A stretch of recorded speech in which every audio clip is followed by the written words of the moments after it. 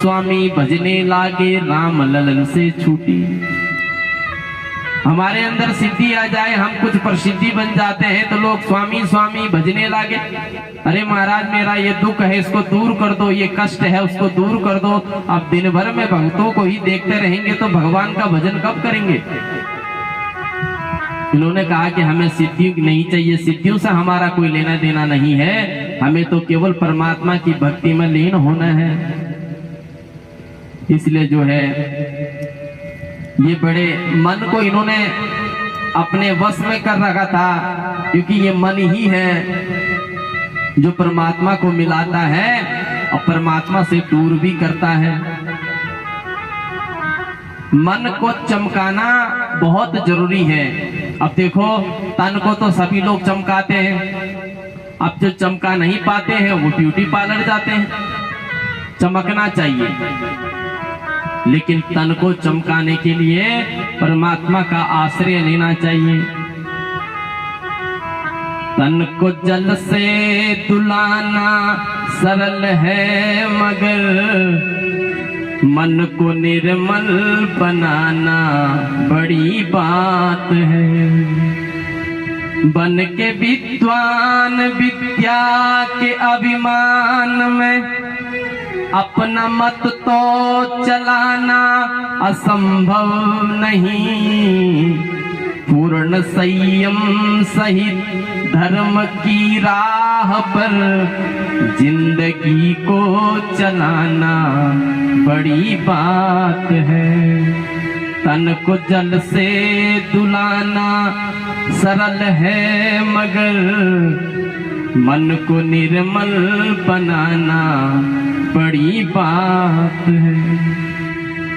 इस तन को जल से धुलाना तो बहुत आसान है, नाना प्रकार के पाउडर बने हैं, कई प्रकार के प्रोडक्ट हैं, कैसे कैसे चमक जाते हैं।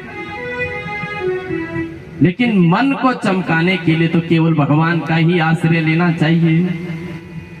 अब तन को चमका के क्या फायदा है, वो तो वही जाने जो अपने तन को चमकाते हैं। लेकिन मन को चमकाने का तो सबसे बढ़िया फायदा है कि परमात्मा हमें मिल जाएंगे, क्योंकि मन के हारे हार है, मन के जीते जीत, और मन ही मिलावत राम से, मन ही करत है फजी।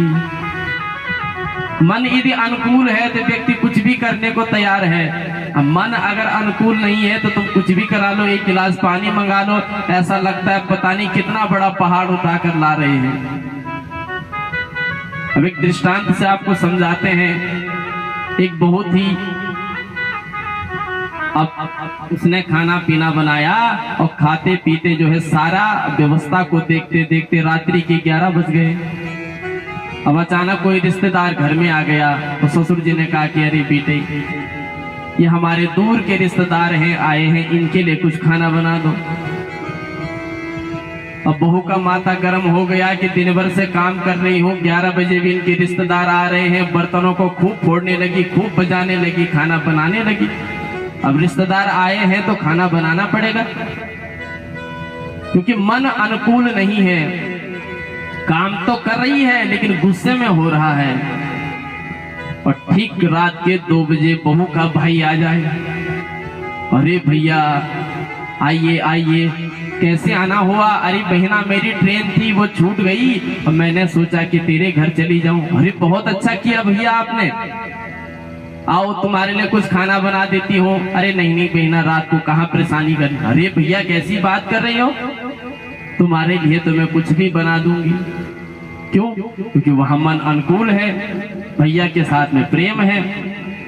तो ये मन की व्यथा है कि जिससे हमारा प्रेम होता है उसके लिए हम कुछ भी करने को तैयार हैं, और जिससे प्रेम नहीं है उससे छोटा सा काम करना भी बुरा लगता है। तो इसीलिए प्रेम ते प्रकट होई में जाना, भगवान को प्रकट करने के लिए पहले प्रेम होना चाहिए। अब प्रेम होगी तो श्रद्धा होगी, श्रद्धा होगी तो भक्ति होगी, भक्ति होगी तो ज्ञान होगा, और ज्ञान होगा तो वैराग्य हो जाएगा। फिर क्या किसका सब यही व्यक्ति को ज्ञान हो जाता है। इसलिए जो है ये मन अपने वश में करना बड़ा कठिन है। तो भरत जी सम्राट बने, इनके 5 पुत्र हुए। सबसे बड़े पुत्र को सत्ता सौंपकर भजन करने चले गए। एक दिन महाराज गंडकी नदी में एक गर्भवती मृग था और वो पानी पीने के लिए आ रहा था। जैसे ही मृग पानी पीने ही वाला था, शेर ने वहां से दहाड़ लगाई। मृग ने एक बच्चे को जन्म दिया और मृग का प्राणांत हो गया। और जब मृग का प्राणांत हो गया तो वो मृग का बच्चा उस पे भरत जी की नजर पड़ गई। भरत जी उसको अपने आश्रम में ले आए। आश्रम में लेके आए तो उसको देखा तो वो मन को उनके मोहित कर गया। और जब मन को मोहित कर गया तो दया भी आने लगी कि इस बेचारे की मां नहीं है। खूब उसको प्यार दुलार करने लगे। अब भरत जी जैसे ही भजन करते, भजन के लिए माला जपते, मृग आता और उन्हें जो है मारने का कोशिश करता। छोटा बच्चा प्यार लड़ाता है, कभी उनकी गोदी में आकर बैठ जाता, कभी सिर से उन पर प्यार से प्रहार करता। अब जब जब वो मृग उनके पास में आता था, भरत जी को उसके प्रति धीरे धीरे धीरे जो है मोह पड़ने लगा। और जब मोह पड़ने लगा, एक दिन महाराज मृगों का झुंड आया। अब वह मृग का बच्चा भी मृगों के साथ में चला गया। अब भरत जी ने जब मृगों के साथ में उसको जाते हुए देख लिया तो भरत जी जो है उसके लिए विलाप करने लगे। क्योंकि जिससे जितना अधिक मोह होगा उसके जाने का उतना ही कष्ट होगा।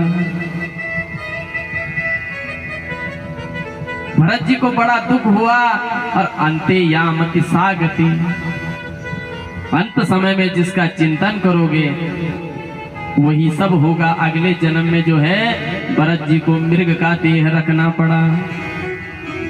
एक मृग के संग ते भरत धरी मृग देह, तुलसी उनकी कौन गति, जो घर घर करत स्नेह। एक मृग पर भरत जी मोहित हो गए, अगला जन्म मृग का लेना पड़ा तो तुलसी उनकी कौन गति। जो हर जगह मोहित रहते हैं, हर जगह मोह रखते हैं, घर घर करत स्नेह। इसलिए जो है परमात्मा का भजन करना चाहिए और अंत समय पे जिसका चिंतन करेंगे वही सब होगा।